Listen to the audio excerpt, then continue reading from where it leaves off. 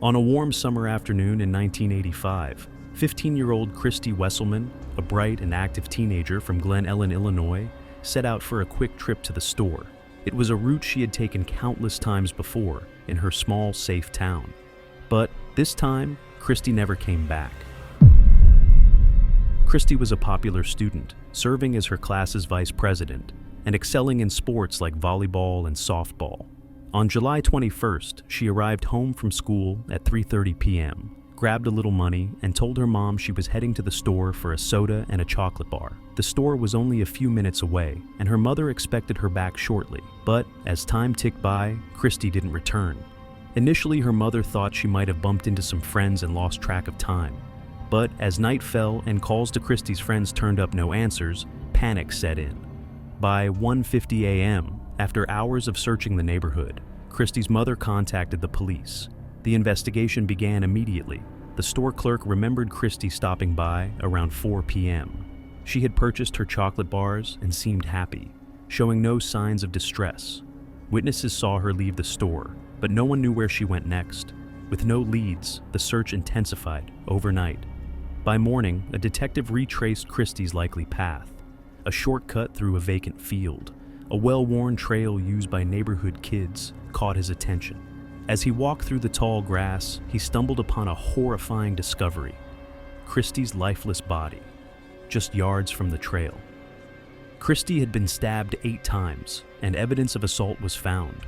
Despite a meticulous search of the area, police found no physical evidence to identify the killer.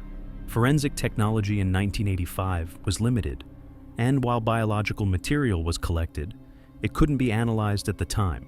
The case went cold. Christy's mother mentioned that her daughter had been wearing a pearl ring that day, but it was missing from the crime scene. Detectives theorized the killer might have taken it as a trophy. They monitored pawn shops and questioned witnesses, but no leads emerged. Several suspects were investigated, including men with violent histories in the area, but none could be tied to the crime. Years turned into decades. By 1988, DNA analysis was emerging as a new tool in criminal investigations. Detectives collected DNA samples from past suspects, but none matched the evidence. One man, Dana Henry, refused to cooperate initially, which raised suspicions. Under court order, he provided his sample, which cleared him. However, the accusations had already destroyed his life. Henry spent years fighting to rebuild his reputation, haunted by the wrongful suspicion. The case remained unsolved for over 30 years.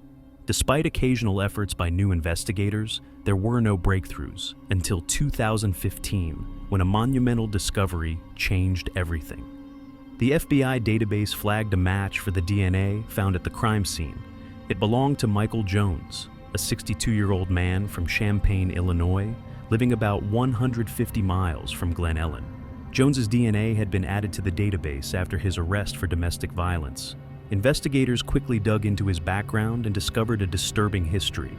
In the 1970s, Jones had assaulted a woman and was sentenced to 10 to 20 years in prison for a violent attack on another woman. However, he served only 6 years and was released in 1983, just 2 years before Christy's murder. He continued a pattern of violence, but his sporadic, transient lifestyle made him difficult to track. When questioned, Jones denied any involvement in Christy's murder. However, the DNA evidence was undeniable.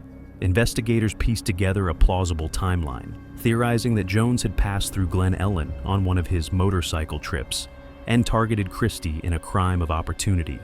In 2018, Jones was finally brought to trial. Faced with overwhelming evidence, he pleaded guilty in exchange for a lighter sentence. He received 80 years in prison, with no chance of parole until 2095. Christy's family, after decades of heartbreak, finally had answers. During the trial, Christy's mother expressed frustration over Jones's early release in the 1980s. Had he served his full sentence, Christy's life might have been spared. Meanwhile, Dana Henry, the man falsely suspected years earlier, attended the trial but admitted that the ordeal had left scars he would carry for the rest of his life. Jones's case serves as a chilling reminder of how violent offenders can slip through the cracks of the justice system. It also highlights the power of modern forensic science in solving cold cases and delivering justice, even after decades of uncertainty.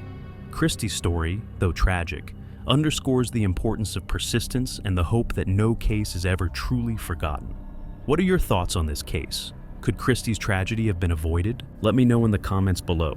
If you found this story compelling, please like, share, and subscribe to the channel for more true crime stories. Thank you for watching.